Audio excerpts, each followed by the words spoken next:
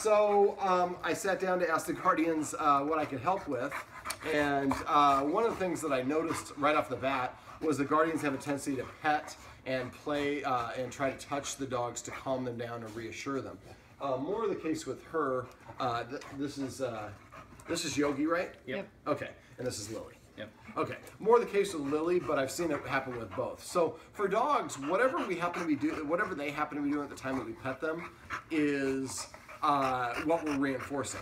And what I've seen now, the other thing I've seen is like this. So this is a demand to pet me. How often does he come and stick his nose underneath your, a lot, or climb up on you when he wants attention?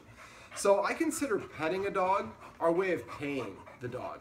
So right now you're paying the dogs for doing what they want to do, so they're going to continue doing whatever the heck they want to do, as opposed to what we want. So what I like to do is when the dog nudges me, it's basically giving me an order. If I follow through and respond, then I'm telling the dog, you have authority over the human. You can actually tell the human what to do, and the human agrees because the human complies with you.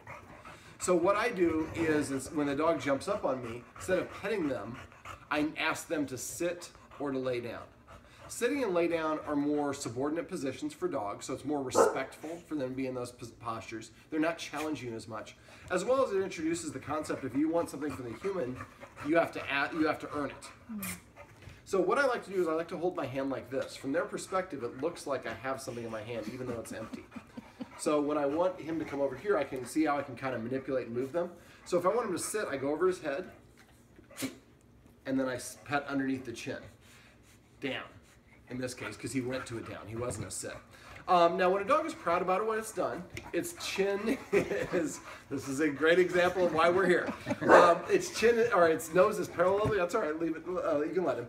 The nose is parallel to the ground or tilted upward. You've probably seen your dog walking around the house with his nose in the air or her nose in the air, feeling really good about themselves having a piece of underwear or a bone or whatever it is. And so I want them to feel good about things that I want them to do, so I pet them under the chin to facilitate that nose up.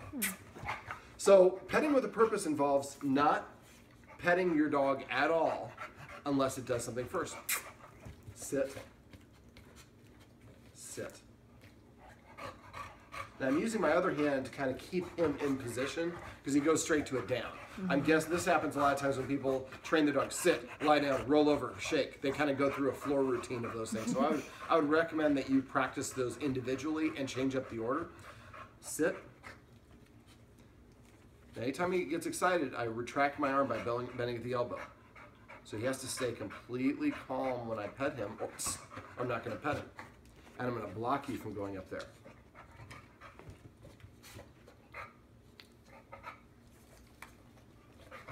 So not completely calm, but calmer. Now petting with a purpose, after a while, will result in the dog coming and sitting in front of you without you even asking them to. So when they do, this means the dog is transitioning from nudging you for attention to sitting politely for attention, so adopting a behavior that we want. So when they do that, we want to make sure that we're acknowledging that and trying to pet them.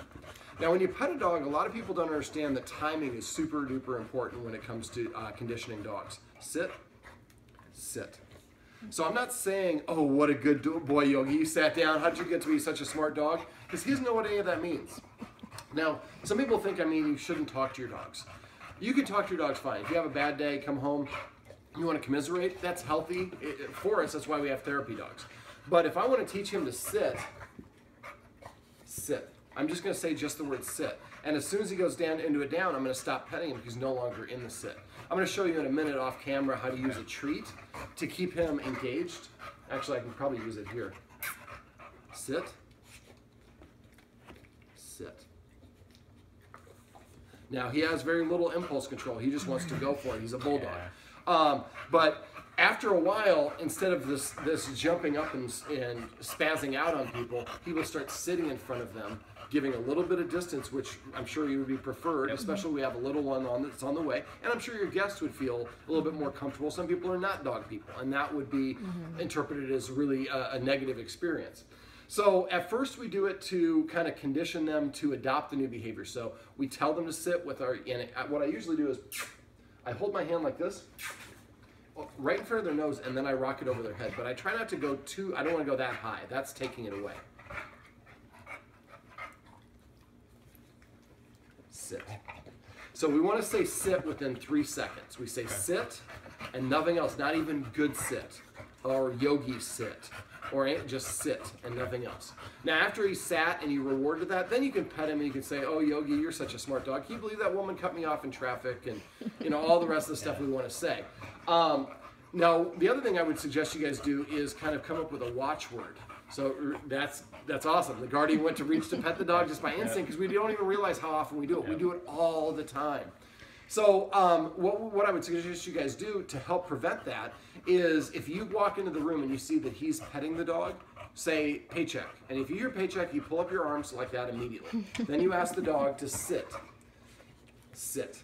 Even if you had asked the dog to sit before the other person came in, because if the dog comes in and sees you guys, you know, you mentioned something and then you argue about it, now you're not on the same page. Then we're all doing our own thing. Dogs want to be with us. So if she comes in, you hear paycheck, you throw your arms up and tell him to sit, and then pet him when he sits, that's like, oh, I'm the outsider. So I want to be with the group. So like I said, after a while, he's going to come and start sitting in front of you. So reach over and pet him, say sit, and then go on about what you're doing. Petting with a purpose is probably the easiest thing that you can do that will have the biggest impact. And if you can do this, I can give this to you as a gift. If you get in the habit of doing it like this, you won't even think about it, and you'll be doing this all the time without that's a conversation you have with the dog without interrupting your conversations with humans. And it's going to really have a big impact on you guys, I think, in terms of these boundaries. Now, we're going to talk about boundaries here maybe in a different video or off camera. But petting with a purpose is something that it will take you a couple days to maybe a week to adopt. But after a while, you'll start seeing both dogs start to engage in it. And once you do that, you're going to start developing a healthy leader-follower dynamic and respect for you as authority figures. All right, so that's petting with a purpose.